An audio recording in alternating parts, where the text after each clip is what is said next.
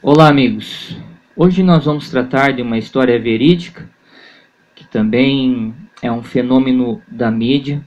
Aconteceu no dia 11 de setembro de 2001, onde na cidade de Nova York, ela foi alvo de atentados terroristas, atentados suicidas contra os Estados Unidos pela organização islâmica, por um homem chamado Osama Bin Laden. Nesse dia nós tivemos ali basicamente três alvos: o World Trade Center, o Pentágono e a Casa Branca foram parte desses alvos escolhidos. Um atentado de uma proporção gigantesca, pois morreram cerca de 3.000 pessoas, morreram 19 terroristas, gerando mais de 7.000 feridos. Então esses são basicamente os números ali divulgados pela imprensa, mas nós sabemos que esses números são muito maiores, e que há muitas coisas por trás dos bastidores dessa história. Então essa é a história que você conhece, não é? Bom, nós vamos ver hoje o outro lado da moeda. Nós já dizemos que existe o texto e o contexto, e que o contexto ele é extremamente importante para nós compreendermos um acontecimento ou uma história. Então, nós falamos muito, a TV falou muito sobre Osama Bin Laden, mas falou muito pouco sobre o outro lado, um homem político, um político americano chamado George Herbert Walker Bush, o 41º presidente dos Estados Unidos de 1989 a 1993, já falecido aos 94 anos no estado do Texas. Esse estado do Texas, nos Estados Unidos, ele é conhecido como a indústria do petróleo. Existe uma grande organização ali nesse estádio que comanda então a indústria petrolífera, onde tornou-se então milionário, após não só durante o seu mandato, mas após ser presidente. Acontece que esse Bush aqui, conhecido como Bush pai, ele serviu a Marinha Americana como tenente. Ele também atuou na Segunda Guerra Mundial. Vocês sabem que a Segunda Guerra Mundial foi do ano de 1939 a 1945. Na realidade, ele foi um grande aviador naval. Ele foi um piloto de jato, de caça, um pouco mais recentemente, mas ele dominava ali os aviões da época, inclusive sendo um dos primeiros aviadores da Marinha Americana. Esse é o pai de George W. Bush, que nós também acompanhamos na TV. Foi um outro presidente dos Estados Unidos, agora o filho, o 43º presidente dos Estados Unidos, depois de ser, então, governador do Texas. Então nós tivemos o pai presidente e o filho governador do Texas e depois presidente também dos Estados Unidos. Agora, vamos falar um pouquinho sobre o Bin Laden. O pai de Bin Laden, ele chamou-se Muhammad Bin Laden. Na realidade, ele era mentor da família mais rica da Arábia Saudita. Ele foi também um grande sheik do petróleo e um magnata da construção civil. Ele morreu em 3 de setembro de 1967, aos 59 anos de idade, em um acidente de avião. Preste atenção nesse fato. Ele faleceu em um acidente de avião, provavelmente sobrevoando o estado do Texas, né? Não temos muitas informações a respeito desse acontecimento, mas especialistas eles demonstram que provavelmente esse avião estava sobrevoando o estado do Texas.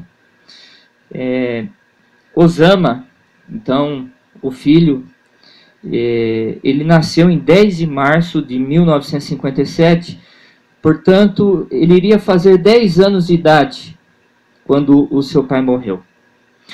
Após esse atentado, né, de 11 de setembro de 2001, onde ele já era homem formado, ele foi, vamos dizer assim, uma pessoa muito inteligente e estudada, ele foi engenheiro civil, né?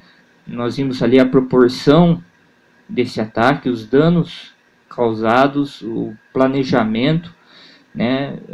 Vimos também toda a estrutura de defesa do país imperialista ali sendo comprometida. Então nós vemos que foi um ataque planejado, né? E nós vemos que depois disso tudo, o Bin Laden ele concordou, né, essa história, ele concordou em dar uma entrevista a um só jornalista da rede de televisão americana, a CNN, desde que essa fosse então secreta. Porque a grande pergunta e dúvida era por que, né, um atentado dessa proporção, desse tamanho, quais as causas, o que realmente havia acontecido para que ele tivesse tomado essa decisão, né, catastrófica de ceifar ali milhares de vidas e comprometer a nação americana.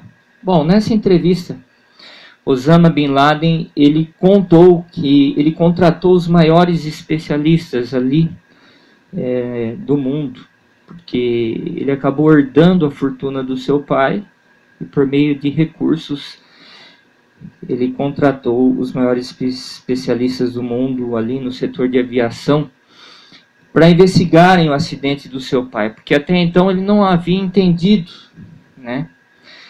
E essa equipe que ele contratou constatou para ele que supostamente ao sobrevoar o estado do Texas, né, o avião do seu pai ele não veio a cair. O avião do seu pai ele foi abatido ali naquele momento. Foi até publicado um livro em inglês contando essa história e os detalhes dessa entrevista que ocorreu. Mas rapidamente esse livro foi tirado de circulação pelo governo americano. Ele saiu na publicação em inglês e ele não chegou nem a ser publicado em outros idiomas, né? Por uma questão ali de segurança, alguns trâmites internos e questões também que estavam envolvidas na época, envolvendo os presidentes e o governo americano. Bom, pessoal, será que eu preciso dizer mais alguma coisa? Bom, mediante tudo isso, né, nós vamos tirar uma lição aqui, porque nós sabemos que a vingança ela nunca é o melhor caminho. O melhor caminho é o caminho do amor. Então aqui no Evangelho de São Mateus, no capítulo 5, a partir do verso 38 ao 40, eu vou ler. São palavras de Jesus, e Jesus disse: ouvistes que foi dito olho por olho, dente por dente.